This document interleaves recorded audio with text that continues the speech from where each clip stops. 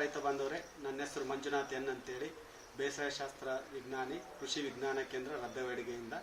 ನಾವು ಈ ದಿನ ಟ್ರ್ಯಾಕ್ಟರ್ನ ಚಾಲಿತ ಬಿತ್ತನೆ ಬೀಜದ ಒಂದು ಮಾದರಿಯನ್ನು ಇಲ್ಲಿ ಪ್ರಾತ್ಯಕ್ಷಿಕೆ ತೋರಿಸ್ತಾ ಇದ್ದೀವಿ.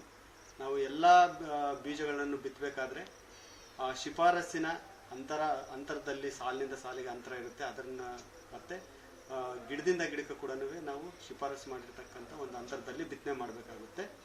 ಸೊ ಆ ಒಂದು ಮಾದರಿಯನ್ನು ನಾವು ಇಲ್ಲಿ ತೋರಿಸ್ತಾ ಇದ್ದೀವಿ. ನಾವು ಎಷ್ಟು ಈಗ ನಾವು ಉದಾಹರಣೆಗೆ ಹೇಳ್ಬೇಕಂದ್ರೆ, ಕಡಲೆಗೆ ನಮಗೆ ದಪ್ಪ ಬೀಜ ಇತ್ತು ಅಂತಂದರೆ ಸುಮಾರು ಒಂದು 25 kg ಎಕರೆಗೆ ಹೋಗುತ್ತೆ. ಅದೇ ನಮಗೆ ಸಣ್ಣ ಬೀಜ ಇತ್ತು ಅಂತಂದರೆ ಒಂದು 20 kgವರೆಗೂ ಹೋಗುತ್ತೆ.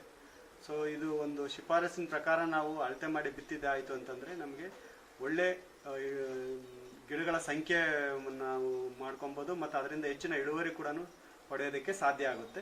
ಸೊ ಇದನ್ನು ನಾವು ಪ್ರಾತ್ಯಕ್ಷಿಕವಾಗಿ ಈಗ ನಾವು ತೋರಿಸ್ತೀವಿ ತಮಗೆ. ಕೂರಿಗೆಯಲ್ಲಿ ಬೀಜಗಳ ಸಂಖ್ಯೆಯನ್ನು ಮಾಪನ ಮಾಡುವಾಗ ಮುಂದಿನ ಚಕ್ರವು ಮಾತ್ರ ಭೂಮಿಗೆ ತಗಲಿ ತಿರುಗುವ ಹಾಗೆ ನಾವು ನೋಡಿಕೊಳ್ಳಬೇಕು ಹಾಗೂ 5 ಮೀಟರ್ ಚಲಾವಣೆ ಮಾಡಬೇಕು. ಇಲ್ಲಿ ತೋರಿಸಿರ್ತಕ್ಕಂಥ ಈ ಗೆರೆಗಳ ಮಧ್ಯದಲ್ಲಿ 5 ಮೀಟರ್ ಅಂತರ ಇದೆ. ಈ 5 ಮೀಟರ್ ಅಂತರದಲ್ಲಿ ನಾವು ಒಂದು ಕೂರಿಗೆಗೆ ಅಷ್ಟೇ ನಾವು ಈ ಪ್ಲಾಸ್ಟಿಕ್ ಕವರನ್ನು ಕಟ್ಟಿದ್ದೇವೆ. ಇದರಲ್ಲಿ ಸುಮಾರು ನಮಗೆ 5 ಮೀಟ್ರಿಗೆ 10 ಸೆಂಟಿಮೀಟರ್ನಂತ ನೋಡೋದಾಯಿತು ಅಂತಂದರೆ ನಮಗೆ 50 ಬೀಜ ಈ ಕವರ್ನಲ್ಲಿ ಕವರ್ ಆಗಬೇಕು. ಅಕಸ್ಮಾತ್ 50 ಬೀಜಕ್ಕಿಂತ ಕಡಿಮೆ ಇತ್ತು ಅಂತಂದರೆ ನಾವು ಇಲ್ಲಿ ಈಗ 8 ನಂಬರನ್ನು ಇಟ್ಕೊಂಡಿದ್ದೇವೆ. ನಮಗೆ ಬೀಜ ಹೆಚ್ಚಿಗೆ ಪ್ರಮಾಣ ಬೇಕಪ್ಪ ಅಂತಂದರೆ ಈಗ ನಾವು 9ಕ್ಕೆ ನಾವು ಇದನ್ನು ಅಡ್ಜಸ್ಟ್ ಮಾಡ್ಕೊಬೇಕಾಗುತ್ತೆ. ಅಕಸ್ಮಾತ್ ಬೀಜ ನಮಗೆ ಹೆಚ್ಚಿಗೆ ಬಂತಪ್ಪ ಅಂತಂದರೆ ಆಗ ನಾವು 7 ನಂಬರ್ಗೆ, ಈ ಥರ ಯಾವುದೇ ಬೆಳೆಗಾದರೂ ಕೂಡ ಮಾಡ್ಬೋದು. ಇದು ನಾವು ಒಂದು ಕಡಲೆ ಬೆಳೆಗೆ ಪ್ರಾತ್ಯಕ್ಷಿಕ ತೋರಿಸಿರ್ತೇವೆ.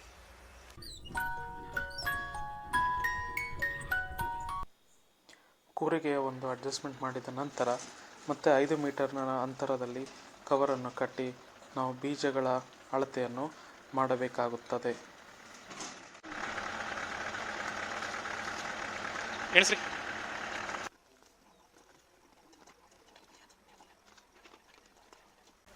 ಇದರಲ್ಲಿ ಈಗ ನಾವು ಬೀಜ ಸಂಗ್ರಹಣೆ ಮಾಡಿದ್ದೀವಿ. ಇದರಲ್ಲಿ ಸುಮಾರು 56ರಷ್ಟು ಬೀಜ ಬಿದ್ದಿದೆ. ಸೊ ಇದು ನಮಗೆ ಶಿಫಾರಸು ಮಾಡಿರ್ತಕ್ಕಂಥದ್ದು 5 ಮೀಟ್ರಿಗೆ 50 ಬೀಜ ಏನಂತೀವಿ ಅದಕ್ಕಿಂತ ಒಂದು 5% ಹೆಚ್ಚಿಗೆ ಇದೆ. ಅಷ್ಟು ಪ್ರಮಾಣ ಇದು ಕರೆಕ್ಟಾಗಿದೆ ಅಂತಂತೇಳಿ ಹೇಳ್ಬೋದು. ಧನ್ಯವಾದಗಳು ರೈತ ಬಾಂಧವರಿಗೆ.